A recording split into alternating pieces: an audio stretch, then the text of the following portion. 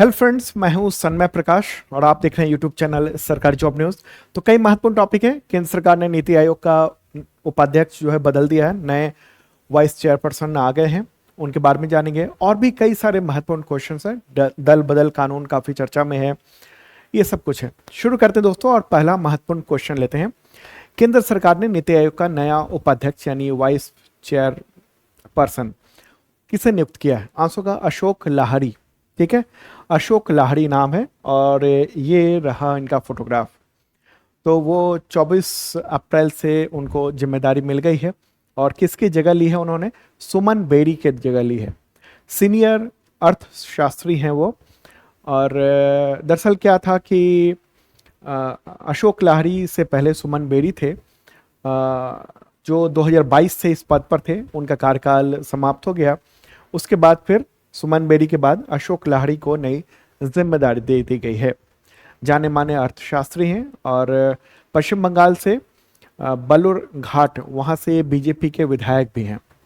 ठीक है, और आपको बताऊं कि भारत सरकार के वो 2002 से लेकर 2007 तक मुख्य आर्थिक सलाहकार भी रह चुके हैं।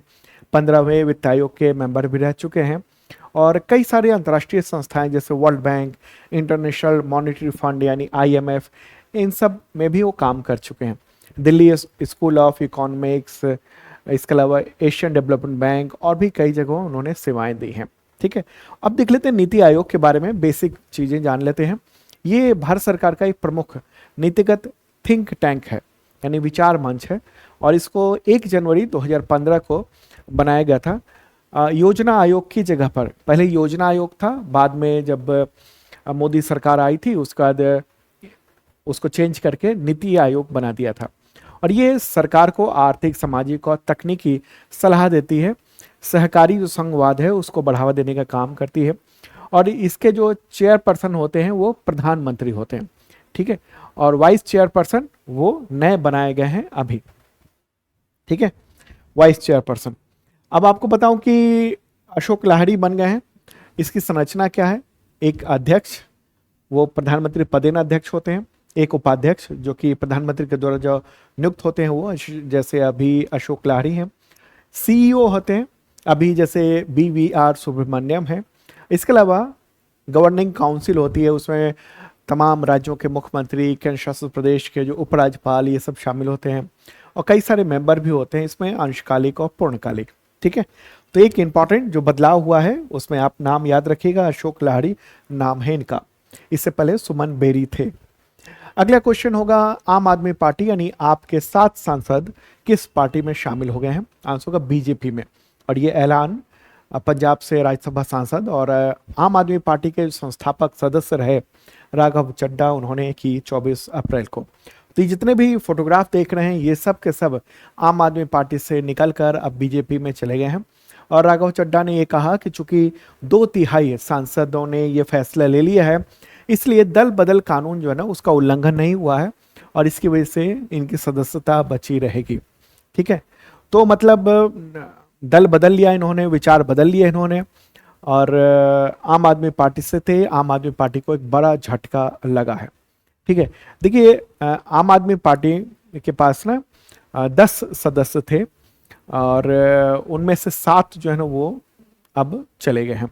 तो कौन कौन है? जैसे राघव चड्ढा जो हैं, ये काफ़ी पॉपुलर व्यक्ति हैं। दूसरा नाम है संदीप पाठक, वो IIT दिल्ली के पूर्व प्रोफेसर हैं। अशोक कुमार मित्तल बिजनेसमैन है, उद्यमी है। लवली प्रोफेशनल यूनिवर्सिटी उसके चांसलर हैं। हरभजन सिंह जो कि पूर्व भारतीय क्रिकेटर हैं। विक्रमजीत साहनी है। इसके अलावा स्वाति मालीवाल हैं, चर्चित नाम है। राजेंद्र गुप्ता हैं, वो भी उद्योगपति हैं, टाइडेंट ग्रुप के संस्थापक हैं। ठीक है, तो ये है इम्पॉर्टेंट बात। तो इस तरीके से अब जो है ना वो समीकरण बदल गया है। ठीक है, अब इसी से रिलेटेड एक क्वेश्चन लेते हैं हम लोग, महत्वपूर्ण प्रश्न आपके सामने हम रखते हैं। और जो प्रश्न है वो यहाँ पर देख रहे हैं। किसी पार्टी के कितने प्रतिशत निर्वाचित सदस्य एक साथ पार्टी छोड़ते हैं और किसी दूसरी पार्टी में अगर विलय कर लेते हैं तो उन पर दल बदल कानून लागू नहीं होता है?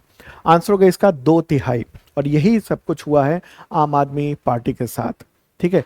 आम आदमी पार्टी के 7 सदस्य जो है ना बीजेपी में शामिल हो गए हैं, और इसी के साथ ये जो कानून है एंटी डिफेक्शन लॉ यानी दल बदल विरोधी कानून, ये अब काफ़ी चर्चा में आ गया है। तमाम जो अखबार हैं, द हिंदू, इंडियन एक्सप्रेस, वो सब इसकी चर्चा कर रहे हैं।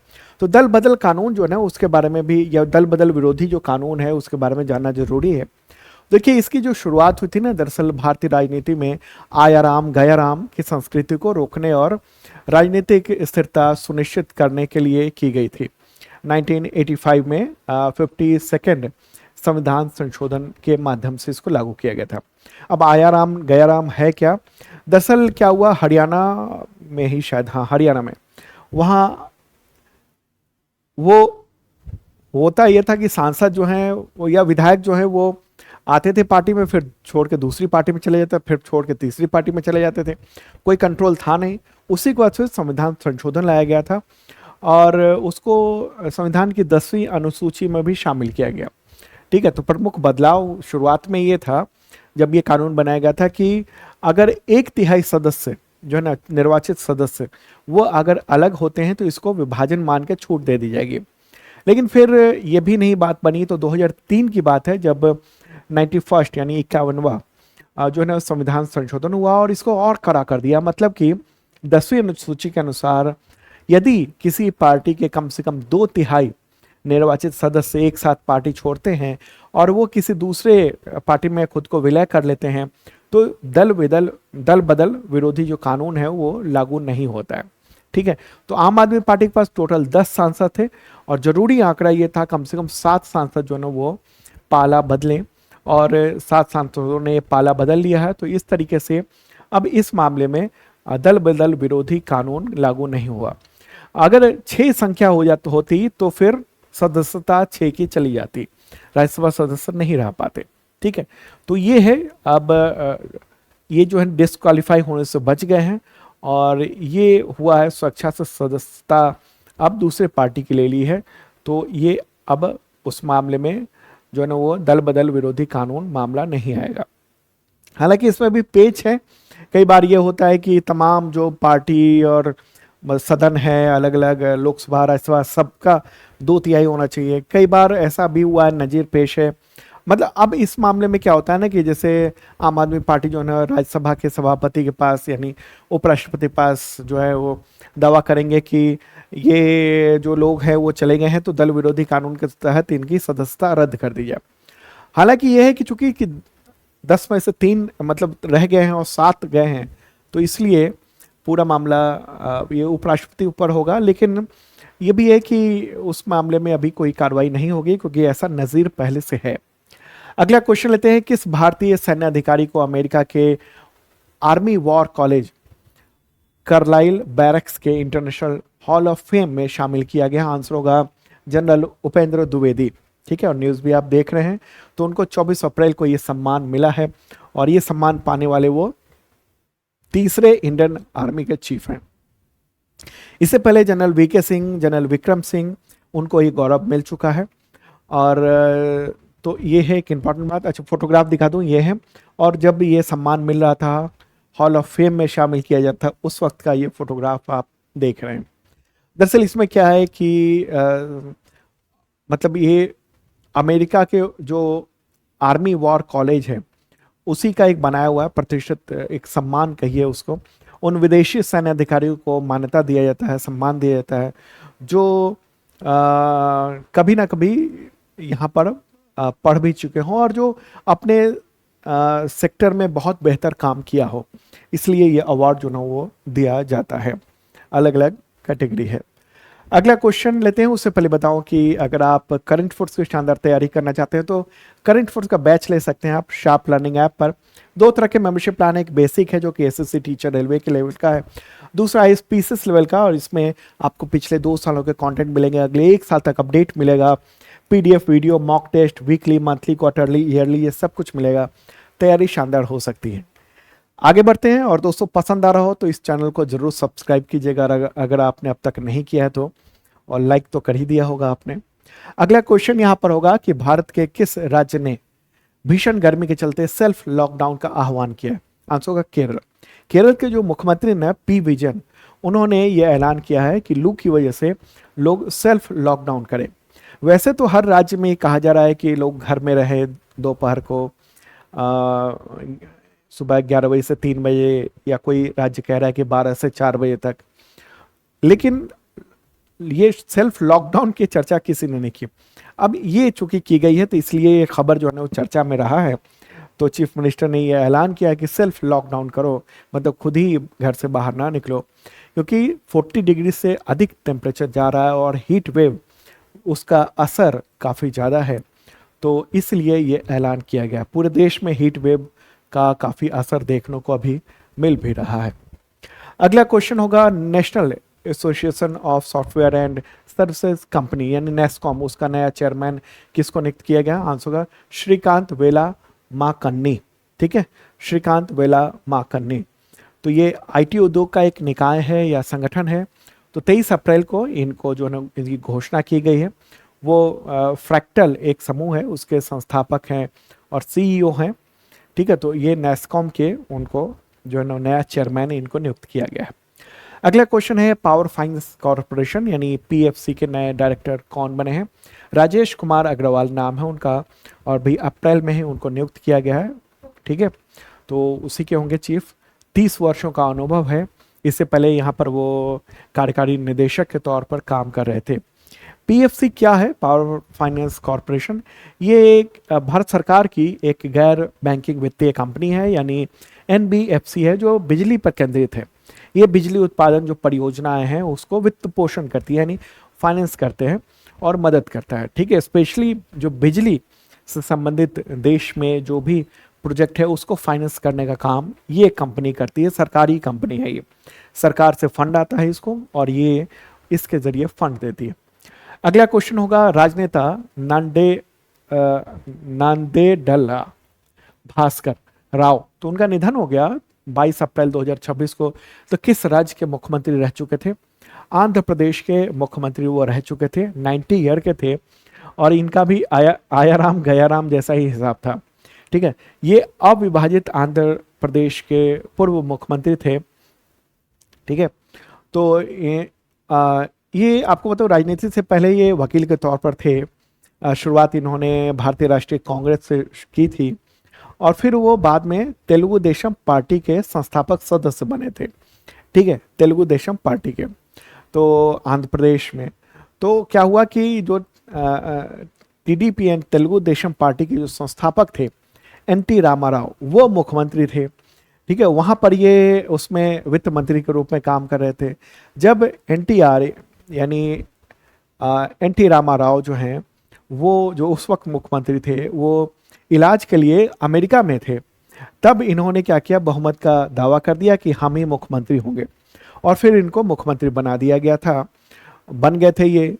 और उसके बाद फिर पूरे राज्य में अशांति फैल गई थी।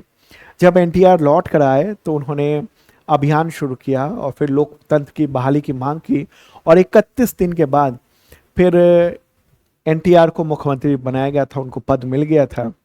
ठीक है, तो 31 दिन के लिए ये मुख्यमंत्री रहे थे। तो आंध्र प्रदेश में सबसे कम छोटा कार्यकाल के तौर पर थे। बाद में फिर वहाँ से निकलकर कांग्रेस में चले आए थे। ठीक है, और फिर बीजेपी में भी शामिल हो गए थे। मतलब कूदना छलांगना इनका काम था। अगला क्वेश्चन होगा, गोल्डमैन पर्यावरण पुरस्कार 2026 किन महिला समूह के लीडर को दिया गया है? आंसर को उपरोक्त सभी इनमें से कौन कौन है? तो ये मैं दिखा देना चाहता हूँ। अफ्रीका से हैं इरोरो तांशी, नाइजीरिया। एशिया में दक्षिण कोरिया से बोरोम किम। यूरोप में यूनाइटेड किंगडम से सारा फिंच को। ठीक है, द्वीप और द्वीपीय राष्ट्र के कैटेगरी से पापुआ न्यू गिनी के की थियोनीला रे रोका माट बॉब को मिला है। उत्तरी अमेरिका क्षेत्र से अमेरिका के अलाना अकाक हर्ले को मिला है। दक्षिण और मध्य अमेरिका उस क्षेत्र से कोलंबिया के की यूवेलिस मोरालेस ब्लैंको, इनको ये अवार्ड जो ना पर्यावरण को लेकर ये मिला है।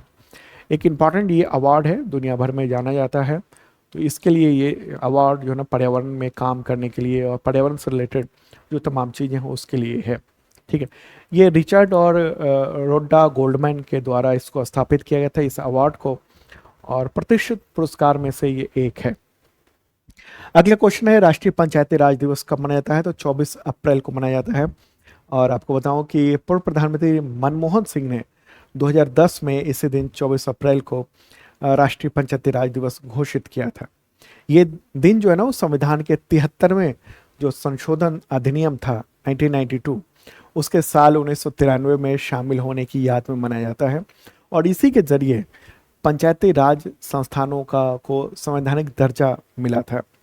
ठीक है, तो पंचायती राज व्यवस्था जो है ना, वो ये इंपॉर्टेंट बात है। ओके, आगे बढ़ते हैं। अगला क्वेश्चन होगा, शांति के लिए बहुपक्षीयता एवं कूटनीति का अंतर्राष्ट्रीय दिवस कब मनाया जाता है? तो 24 अप्रैल को मनाया जाता है। यूनाइटेड नेशंस के द्वारा ये घोषित है। पहली बार 2019 में मनाया गया था, हर साल आयोजित किया जाता है। ठीक है, तो संयुक्त राष्ट्र के द्वारा घोषित है। जो दिवस है वो मैं या तो संयुक्त राष्ट्र का बताता हूँ या फिर केंद्र सरकार को जो जारी है वो ही सब बताता हूँ। तो दोस्तों, ये था इंपॉर्टेंट कंफर्स आप सबके एग्जामिनेशंस के लिए। मिलते हैं नेक्स्ट वीडियो में। अब जो वीकली वीडियो है संडे को जरूर देखिएगा आपके एग्जामिनेशंस के लिए। ओके, और करंट अफेयर्स की तैयारी के लिए आप ज्वाइन कर सकते हैं शार्प लर्निंग ऐप पे।